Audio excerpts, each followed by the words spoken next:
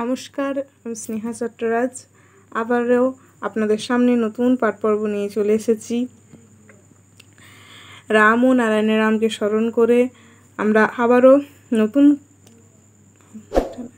নমস্কার, আমি স্নেহা চট্টরাজ আবারও নতুন পাঠ পর্ব নিয়ে চলে এসেছি।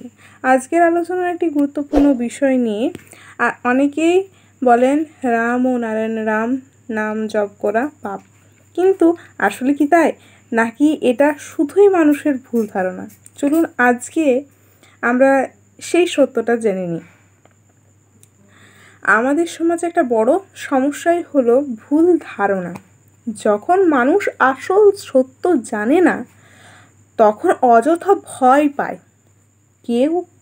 কেউ কেউ বলে থাকেন রাম ও নারায়ণের রাম নাকি উচ্চারণ করা উচিত নয়, এটা করলে নাকি অশুভ হয়।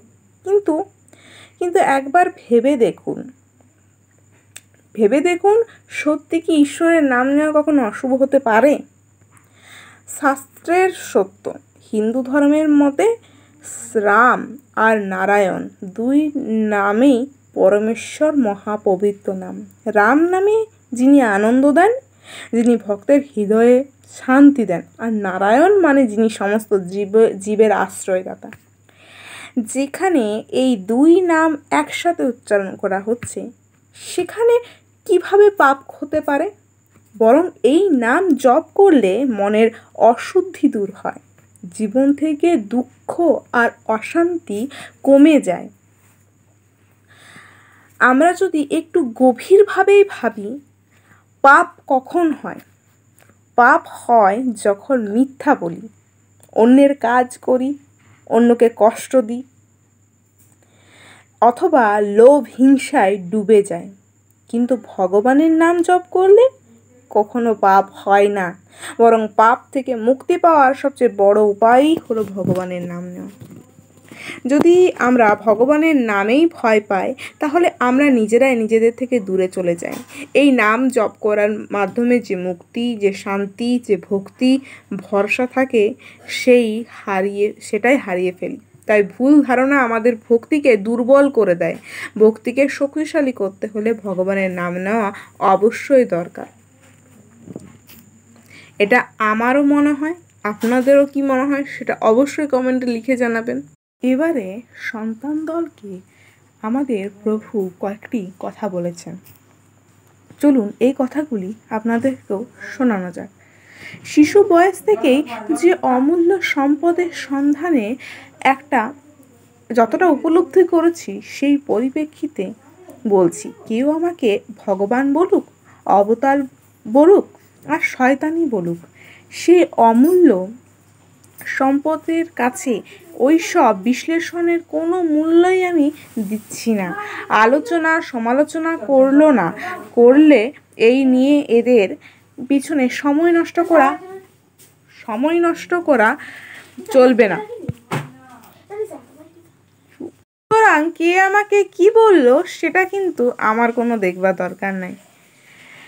আর কে কি আলোচনা সমালোচনা করলো না করলো, এই নিয়ে এদের পিছনে সময় নষ্ট করা আমার পক্ষে সম্ভবপর নয়। তা তো তোমার জানা।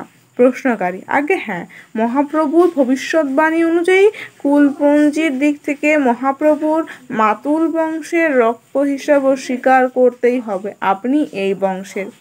আপনার আত্মীয় স্বজন, বিশেষ করে বৈদিক সমাজ অত্যন্ত সংস্কার স্বচ্ছন্ন। পাশ্চাত্য বৈদিক বংশাবলী নামক পুস্তকখানিতে আপনাকে স্বীকৃতি দিয়ে বৈদিক সমাজ গৌরবান্বিত হয়েছে। এই সমাজেই 1391 সালে মহাবোধি সোসাইটি না হলে পাশ্চাত্য বৈদিক এক বিশেষ ধরনের সোসাইটি তৈরি করেছিলেন। এই হচ্ছে আমাদের রাম ও নারায়ণের রাম। গুরুজনের ব্যাপারে আমি হস্তক্ষেপ করতে রাজি নই। এদিকে গুরুজনরা জানতে ও জানাতে ব্যস্ত, এদিকে তোমরাও ঠিক এইভাবেই ব্যস্ত হয়ে পড়েছো। আমি এইসবের মধ্যে নেই। আমি আমার অপপ্রচারকারীদের কাছে যেমন, আবার যারা আমাকে দেবতা বলে তাদের কাছেও আমি তেমন।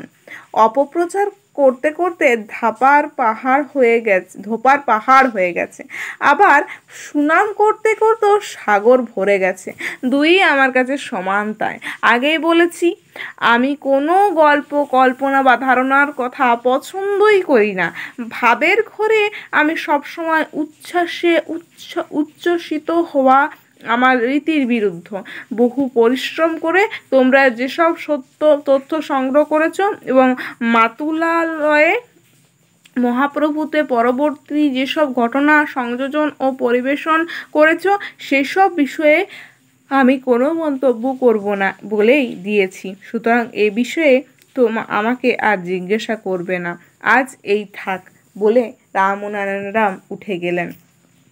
ভক্তগণ, আপনাদেরকে একটাই কথা বলবো, ভাই ও বোনেরা, মনে রাখবেন, রাম ও নারায়ণ রাম নাম করা কখনোই পাপ নয়। এটা ভগবানের মহাপবিত্র নাম। যে ভক্ত হৃদয় দিয়ে এই নাম জপ করে তার পাপ ধুয়ে যায়, তার মন হয় শান্ত, জীবন হয় সুন্দর। তাই সন্দেহ ছেড়ে দিন, বিশ্বাস নিয়ে ভগবানের নাম নিন, আর দেখবেন আপনার জীবন হয়ে উঠবে আলোকিত। আপনাদের যদি এই ভিডিওটি ভালো লাগে তাহলে অবশ্যই লাইক, কমেন্ট আর শেয়ার করবেন। আর নতুন নতুন আধ্যাত্মিক আলোচনার জন্য চ্যানেলটি সাবস্ক্রাইব করতে একদমই ভুলবেন না। রাম ও নারায়ণ রাম, রাম ও নারায়ণ রাম, রাম ও নারায়ণ রাম। আজ এ পর্যন্তই। আগামীকাল আবারও নতুন পাঠ পর্ব নিয়ে আসবো।